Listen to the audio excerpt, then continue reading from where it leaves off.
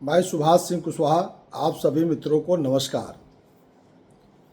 आज हम लोग चर्चा करेंगे बिहार पंचायत राज अधिनियम 2006 की धारा 20 और 21, ग्राम पंचायत की बैठक कैसे होती है और ग्राम पंचायत की कोरम क्या है। यह दो विषय है। आप सभी जानते हैं आने वाला अक्टूबर और नवंबर में बिहार के अंदर पंचायत चुनाव होना स्वाभाविक है और इस चुनाव के दृष्टिकोण से पुनः एक बार बिहार के लोगों के लिए, गांव गरीब किसान मजदूरों के लिए गांधी की सपना ग्राम स्वराज की स्थापना करने की जो थी वह आज भी ग्राम स्वराज की स्थापना राह देख रही है कि कोई ऐसा बिहार का मुख्यमंत्री न्याय कर दे कि गांधी की सपना साकार हो जाए। पिछले 20 वर्षों तक तत्कालीन मुख्यमंत्री नीतीश कुमार जी ने जिस तरह से बिहार के लोगों को मूर्ख बनाकर बिहार के सत्ता पर विकास पुरुष कहलवा लिए, यह एक बड़ा धोखाधड़ी बिहार के साथ हुआ है। सम्राट चौधरी बिहार के मुख्यमंत्री हैं और बिहार के लोगों को इनसे बहुत आशा है। हम लोगों को भी बहुत आशा है। राजनीतिक और सामाजिक कार्यकर्ता होने के नाते राजनीति जनसुराज पार्टी के प्रदेश के संगठन महामंत्री के दायित्व का मैं निर्वहन कर रहा हूं। साथ साथ सामाजिक कार्यों को भी मैं करते रहता हूं और मेरा मानना है कि जब तक गांधी की सपना ग्राम स्वराज की स्थापना ग्राम पंचायती राज सरकार का पूर्ण अधिकार नहीं दिया जाएगा, तब तक सम्राट चौधरी जी या कोई भी बिहार के मुख्यमंत्री हो जाए तो बगैर पंचायत सरकार का अधिकार दिए हुए आप संपूर्ण विकास संभव नहीं है। लगता है बिहार सरकार को हमारी बातों में कोई आपको संदेह होता हो। एनडीए गठबंधन के कोई भी प्रवक्ता को हिम्मत नहीं है कि सुभाष सिंह कुशवाहा के उठाए गए बातों को चैलेंज कर सके। पब्लिक डोमेन में मुख्यमंत्री नीतीश जी ने 2006 में जो संविधान बनाया, धारा 20 ग्राम पंचायत की बैठक का जो संविधान लिखा गया, जरा अब उसको आप सुनेंगे तब आप समझेंगे कि इस धारा 20 के अंदर कितनी बड़ी ताकत ग्राम पंचायत के मुखिया को और ग्राम पंचायत के सदस्य को दिया गया है। यही धारा 20 सरकार है। जो ग्राम पंचायत के मुखिया धारा 20 नहीं समझेंगे, जो बिहार के मुख्यमंत्री नीतीश कुमार जी रहे हों या सम्राट चौधरी जी रहे हों, नीतीश जी ने समझने का प्रयास नहीं किया या समझते हुए भी बिहार अगर समझते थे तब बिहार के लोगों को मूर्ख बनाए। क्या सम्राट चौधरी जी भी बिहार को मूर्ख बना के रखेंगे या बिहार के लोगों को कल्याण के लिए जो पंचायत की सरकार है, धारा 20 यही गवर्नमेंट है, बाकी सब श्रृंगार है। असली गवर्नमेंट यही धारा 20 की आज हम चर्चा करेंगे। लंबा हो, जिसको ज्ञान लेना है वो सुनिए, नहीं ज्ञान लेना है मत सुनिए। आज धारा 20 की चर्चा मैं पूरे खुले तौर पर इसका मैं डिस्कशन करूंगा। समय सीमा आप ध्यान में देंगे। इस सरकार को, पंचायत सरकार को समझना होगा तो धारा 20 को आपको समझना ही पड़ेगा। अब ग्राम पंचायत की बैठक, ग्राम पंचायत किसे कहते हैं, मैं कई वीडियो में बताते रहता हूँ, बार बार बताता हूँ कि जब तक ग्राम पंचायत नहीं आप समझिएगा तब तक पंचायती राज नहीं समझ में आएगा। ग्राम पंचायत की बैठक, तो ग्राम पंचायत क्या है, वार्ड सदस्य प्लस मुखिया बराबर ग्राम पंचायत, यानी ग्राम पंचायत वार्ड और मुखिया का संयुक्त नाम है। दोनों को एक साथ जोड़ दीजिए, मुखिया और वार्ड सदस्य का बॉडी को एक में, जैसे हाइड्रोजन और ऑक्सीजन को जब जोड़ दीजिएगा तो क्या बन, H2O क्या हो जाता है, पानी हो जाता है। उसी प्रकार से मुखिया और वार्ड सदस्य को मर्ज कर दीजिए, उसी का नाम है ग्राम पंचायत। क्लियर?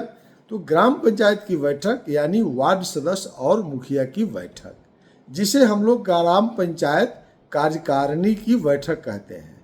तो कार्यकारिणी शब्द किसी संविधान में नहीं लिखा रहता है, लेकिन चूंकि कार्य करना है इसलिए कार्यकारिणी हो जाता है। तो ग्राम पंचायत की बैठक यानी मुखिया और वार्ड सदस्य की बैठक कैसे होगी, इसमें कौन कौन भाग लेंगे। अभी तक जो आप जानते हैं 0.1% लोग जानते हैं कि मुखिया की बैठक में किसको किसको आना है। आज आप समझेंगे, चूंकि यही सरकार है।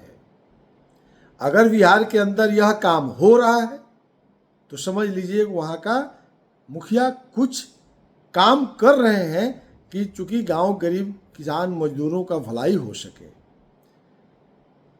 तो पहला कह रहा है ग्राम पंचायत की बैठक साल में 6 बार होगी, यानी हर 2 माह पर। जैसे 2 माह बीतेगा ग्राम पंचायत की बैठक हो जाएगी, यानी ग्राम पंचायत कार्यकारिणी की बैठक हर 2 महीना पर। अगर कोई मुखिया चाहता है कि हम हर महीना करें तो वह नहीं कर सकता है। उसकी बाध्यता है संविधान के हिसाब से कि उसको प्रत्येक 2 माह पर ग्राम पंचायत की सामान्य बैठक करना है। यानी मुखिया का अधिकार समझ लीजिए, यहाँ भेग है, सामान्य बैठक और विशेष बैठक, 2 प्रकार की बैठक होती है। तो सामान्य बैठक मुखिया को प्रत्येक 2 माह पर बुलानी है। अगर कोई ग्राम पंचायत के मुखिया 2 माह पर बैठक नहीं करते हैं तो वैसे मुखिया को संविधान में डिसमिस करने का अधिकार दिया गया है। वो अलग बात है कि बिहार के लोग इस बात को नहीं जानते हैं कि मुखिया को कैसे डिसमिस करना है, कैसे सस्पेंड करना है। सस्पेंशन यानी निलंबन और पदमुक्त दोनों 2 चीज़ है। हिंदी में निलंबन यानी सस्पेंड कर दिया गया। आप सुनते होंगे किसी एसपी ने दरोगा को सस्पेंड कर दिया, अब फिर 2 महीने के बाद वो नौकरी में आ जाता है। लेकिन डिसमिस कर दिया गया यानी मुअत्तल कर दिया गया तो उसकी नौकरी समाप्त हो जाती है।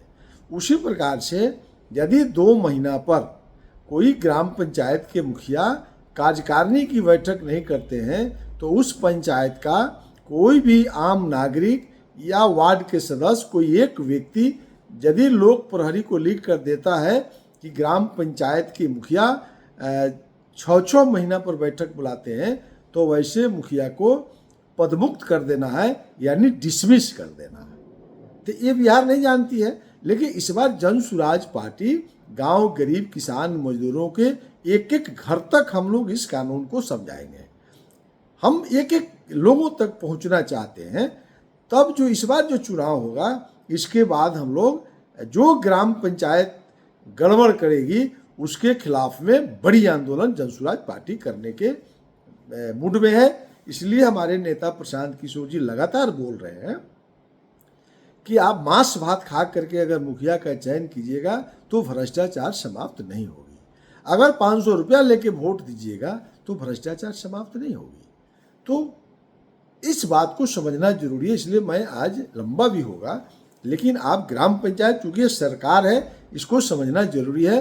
अगर कोई मुखिया धारा 20 को लागू नहीं करते हैं तो समझिए जे भ्रष्टाचार, नीतीश कुमार चले गए, सम्राट भी चले जाएंगे, कल दूसरा भी आएगा चला जाएगा।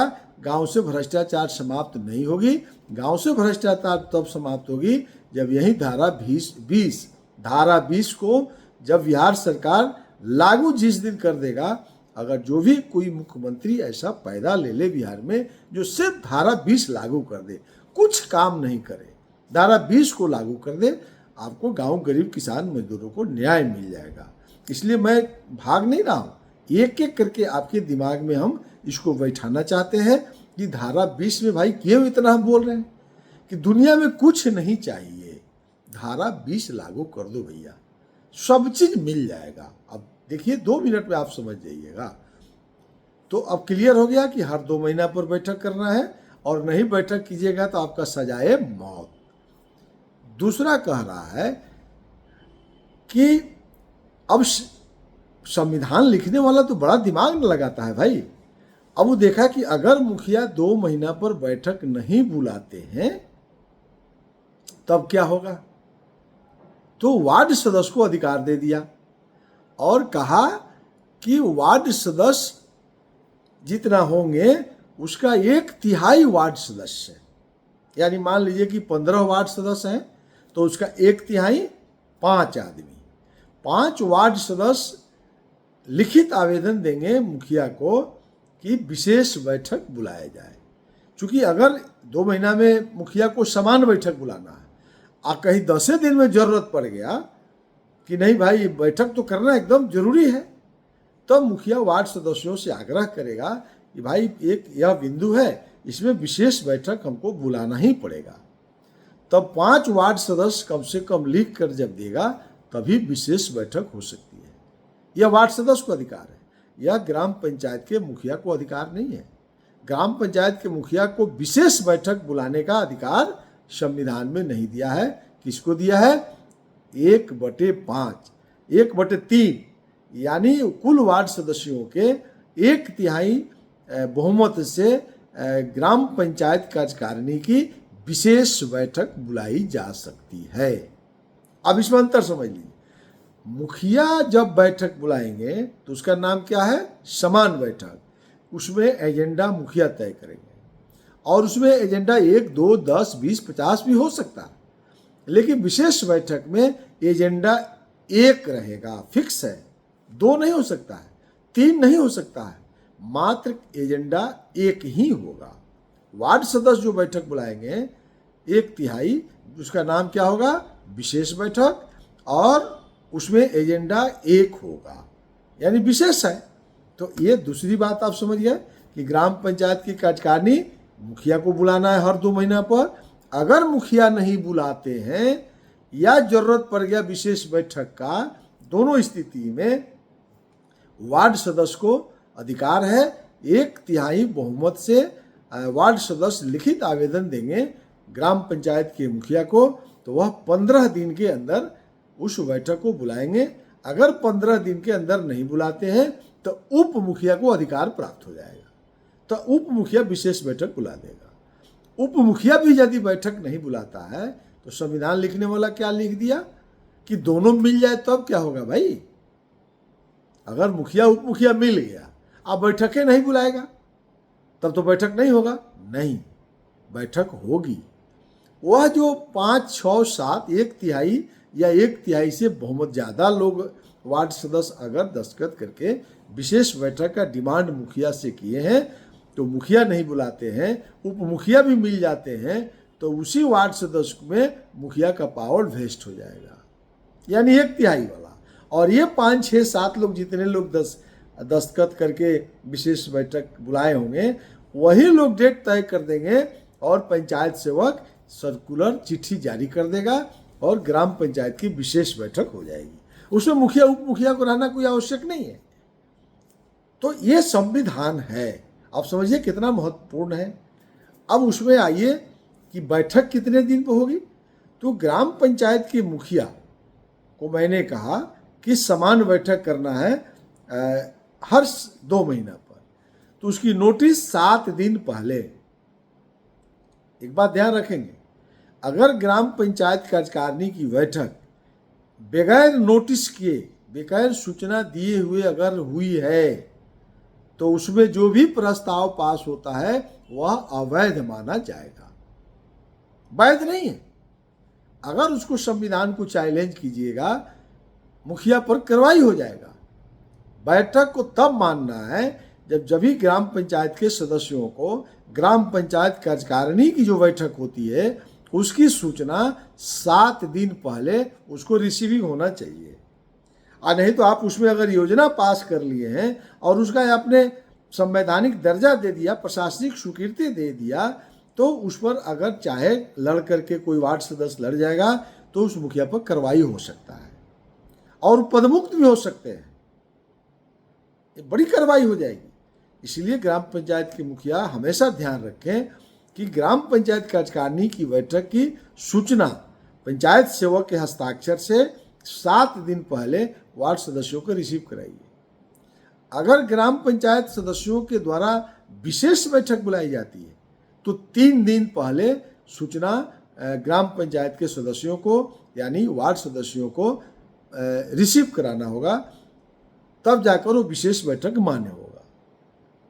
हर हालत में 3 दिन पहले ध्यान रखिएगा कि विशेष बैठक की सूचना वार्ड सदस्यों को मिल जानी चाहिए और सामान्य बैठक जो मुखिया बुलाएंगे उसकी सूचना 7 दिन पहले मिल जाना चाहिए। तीसरा हो गया। अब आइए 20 के उपधारा 4, ये बड़ा मर्वेलस है। उपधारा 4 क्या है?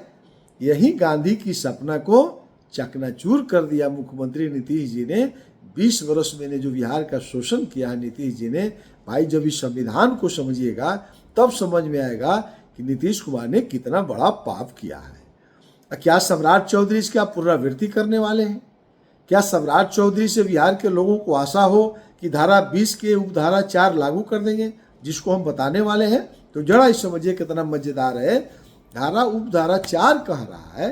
अब एक राजीव गांधी जी का बात याद कर लीजिए। तत्कालीन प्रधानमंत्री राजीव गांधी जी ने 1988 में जब देश के प्रधानमंत्री होते थे तो लोकसभा के अंदर एक उन्होंने बिल लाया कि भाई देश के अंदर गांधी जी की सपना को साकार करना है तो ग्राम स्वराज की स्थापना करना होगा, और ग्राम स्वराज की स्थापना तब होगी जब गांवों की अपनी सरकार होगी। इसी पर यह पंचायत सरकार की संकल्प जो है लोकसभा में गया, संजोग से नहीं पास हो सका, लेकिन चंद्रशेखर जी भी नहीं पास कर सके, बीपी सिंह भी नहीं पास कर सके। तो अब जाकर के 1993 में कांग्रेस की सत्ता थी, नरसिम्हा राव जी तत्कालीन प्रधानमंत्री को यह सौभाग्य प्राप्त हुआ और देश में 1993 से लोकसभा और राज्यसभा में प्रस्ताव पारित हो गया। तब से लेकर आज तक तीसरी सरकार इस देश के अंदर चल रही है। वही धारा 20 के उपधारा 4 है भैया। यही राजीव गांधी जी की सपना है और यही गांधी की सपना है कि दिल्ली से राजीव गांधी जी ने कहा था कि 1 रुपया जब चलती है तो गांवों के अंदर 10 पैसा पहुंचती है और 90 पैसा बीच में लूट हो जाता है।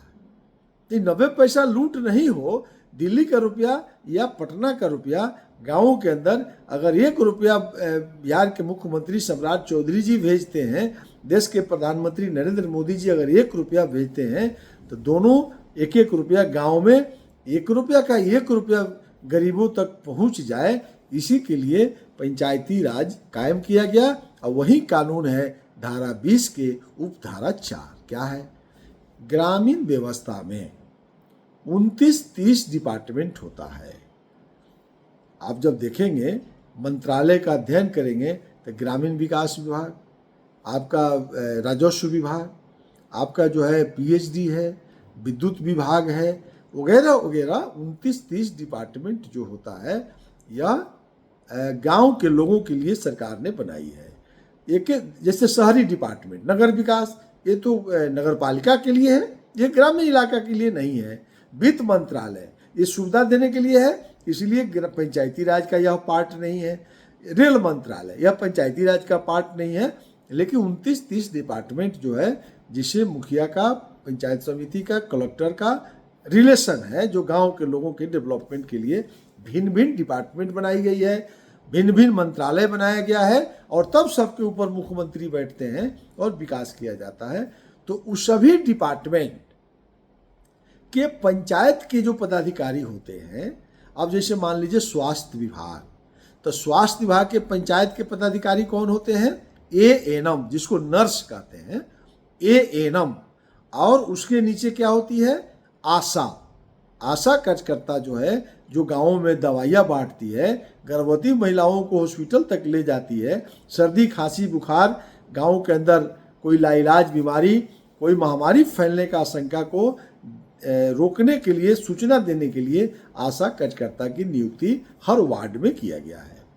तो आशा और एएनएम स्वास्थ्य विभाग के, अगर दिल्ली में अगर कमिश्नर बैठे हुए हैं, पटना में अगर प्रधान सचिव स्वास्थ्य विभाग बैठे हुए हैं, और जिला में अगर सिविल सर्जन बैठे हुए हैं, तो ये तमाम पैसा गाँव के विकास के लिए जब जाती है, ब्लॉक के अंदर जब मेडिकल ऑफिसर बैठते हैं, तो जिला परिषद, पंचायत समिति, विधानसभा, लोकसभा में बहस होती है, इम्प्लीमेशन कहाँ होता है? ग्राम पंचायत में। तो ग्राम पंचायत कार्यकारिणी में ही ना बात तय होगी।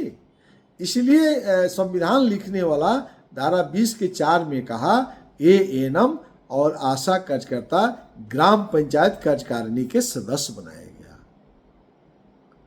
अब आप समझ गए होंगे भैया कि पंचायत सरकार क्या है। ग्राम पंचायत कार्यकारिणी की बैठक हो रही है, जरा सपना देखिए। अब्दुल कलाम साहब बोलते थे कि व्यक्ति को सपना देखना चाहिए, सपना नहीं देखिएगा तो नहीं समझ में आएगा। एक तरफ वार्ड सदस्य बैठे हैं, सामने के कुर्सी पर बीच में मुखिया बैठे हुए हैं, बाएं साइड में सेक्रेटरी बैठा हुआ है और दाहिने साइड में उप मुखिया बैठे हुए हैं। 3 कुर्सी मुखिया जी के बाएं और दाएं है, बीच में मुखिया है, और सामने बाएं साइड में ऑफिसर बैठते हैं। जो डिपार्टमेंट बैठते हैं वो लगभग 50 से 60 पदाधिकारी होंगे मुखिया के कार्यकारिणी में। धारा 20 के उपधारा 4 को आप समझिए। तो एएनएम और आशा कार्यकर्ता बाएं साइड में बैठेगी और दाहिने साइड में वार्ड के सदस्य बैठेंगे। अब स्वास्थ्य विभाग में ये 2 लोग आ गए। अब जरा चलिए शिक्षा विभाग में। तो शिक्षा विभाग में पंचायत के कौन अफसर होते हैं? तो हर पंचायत में प्राथमिक विद्यालय और मध्य विद्यालय की संख्या 8-10 है। तो मध्य विद्यालय और प्राथमिक विद्यालय का मॉनिटरिंग ग्राम पंचायत को करना है। तो सभी प्राथमिक और मध्य विद्यालय के प्रधानाध्यापक ग्राम पंचायत कार्यकारिणी के सदस्य होते हैं। तो 8 को हेडमास्टर बैठेगा। अब वो बैठेगा। फिर कृषि विभाग में कौन बैठेगा? तो हर पंचायत में किसान सलाहकार होते हैं। तो वह किसान सलाहकार ग्राम पंचायत कार्यकारिणी के सदस्य होते हैं। अब जैसे राजस्व विभाग, तो राजस्व विभाग में पंचायत के ऑफिसर कौन होते हैं? राजस्व कर्मचारी, जो दाखिल खारिज में 10-20 हज़ार रुपया ले रहा है ना। बहुत हंगामा हो रहा है बिहार के अंदर। अब लेता है कि नहीं लेता है सब जानते हैं। तो वह कर्मचारी ग्राम पंचायत कार्यकारिणी का मेंबर होता है। जिस तरह वार्ड सदस्य मेंबर होता है, वह पदाधिकारी भी मेंबर होता है। उसी प्रकार से विद्युत विभाग, 1 मीटर में सुनते हैं कि 5-5 हज़ार रुपया घूस मांगा जाता है। तो बिजली विभाग का जूनियर इंजीनियर ग्राम पंचायत मुखिया के कार्यकारिणी का मेंबर होता है। उसी प्रकार से रोजगार सेवक है, मनरेगा के जूनियर इंजीनियर है, विकास मित्र है। अब इसी तरह से समझ लीजिए जितना डिपार्टमेंट 29-30 है, उस सबके कर्मचारी पदाधिकारी। अब आंगनबाड़ी है, हर वार्ड में सेविका है। तो मान लीजिए कि 15 वार्ड है, तो 15 सेविका ग्राम पंचायत कार्यकारिणी के सदस्य होगी। अब सब डिपार्टमेंट बाएं बैठा हुआ है और दाहिने वार्ड सदस्य बैठे हुए हैं। अब मुखिया बैठक का शुरू करते हैं। जरा हम इसमें कुछ विश्लेषण भी करते हैं। अब सिर्फ संविधान पढ़ देंगे आप कंफ्यूज हो जाइएगा। अब जैसे अब विषय मुखिया शुरू किए कि चलिए स्वास्थ्य विभाग पर हम चर्चा कर लेते हैं। अब स्वास्थ्य विभाग में वार्ड सदस्यों को कहा जाएगा आपको कोई शिकायत है तो बताइए। अब वार्ड सदस्य कोई खड़ा होगा और सामने एएनएम भी है और उसके वार्ड के आशा कार्यकर्ता भी है। अब वार्ड सदस्य कहेगा मुखिया जी से कि महोदय, मेरे वार्ड में आशा कार्यकर्ता पिछले 1 महीना से नहीं आती है, एएनएम कभी गांव में नहीं आती है, ये दावा कहाँ जाता है? तब मुखिया पूछेंगे एएनएम से कि क्या आप गाँव में नहीं जाती हैं? क्या आशा कार्यकर्ता से पूछा जाएगा? सामने दोनों हैं, वार्ड सदस्य भी है, पदाधिकारी भी है। बहस होगा दोनों तरफ से। अगर आशा कार्यकर्ता कहती है वार्ड सदस्य झूठ बोल रहे हैं, तो वार्ड सदस्य कहता है ये झूठ बोल रही है, तब मुखिया पंचायती करेंगे, इस पर वोटिंग होगा। तो वोटिंग में वार्ड सदस्य का वोट होगा, पदाधिकारी को वोटिंग राइट नहीं है। साफ लिख रहा है संविधान में कि ग्राम पंचायत की प्रत्येक बैठक में सरकारी पदाधिकारी बैठेंगे, लेकिन वोट देने का अधिकार नहीं होगा। धारा 20 के उपधारा 4 पढ़ लीजिए। अब वहां बहुमत हो गया कि नहीं नहीं, यह एएनएम, अब तो सब वार्ड सदस्य से पूछा जाएगा ना, आपके वार्ड में जाती है, आपके वार्ड में जाती है। अगर 15 का 15 वार्ड सदस्य कहता है, या 15 में 8 वार्ड सदस्य अगर कहता है कि नहीं ये कहीं नहीं जाती है, सभी वार्ड सदस्य कहते हैं कि हमारा भी वार्ड के जो है आशा कार्यकर्ता कभी नहीं आती है, कहाँ कभी सर्दी खांसी बुखार में घूमती है, जबकि नियम है आशा कार्यकर्ता को प्रतिदिन अपने वार्ड में सुबह 6 बजे से 8 बजे के बीच में ढोल लेकर के, कोई आवाज़ दे करके, चाहे मौखिक आवाज़ हो, प्रतिदिन घूमना है और लोगों को बताना है कि किसी के घर में सर्दी खांसी बुखार, सर्दी खांसी बुखार वो बोलते हुए जा रही है, या चौक चौराहा पर रुक कर बोल देगी तो 5-10 दिन में लोगों को आदत हो जाएगा कि आशा का समय हो गया, आने वाला है। तो किसी के घर में अगर सर्दी खांसी बुखार, गर्भवती महिला, कोई नया बीमारी आ गया घर में, तो तुरंत वहाँ आ जाइए मेरे घर में दादी का पोता घूम रहा होगा, इंतजार करेगा कि आ रही है आशा, तो वो कहेगा चल हमारा तेरा दादी का तबीयत ठीक नहीं है, जरा उसको देख लीजिए। तो क्या बिहार के अंदर आशा कार्यकर्ता घूमती है?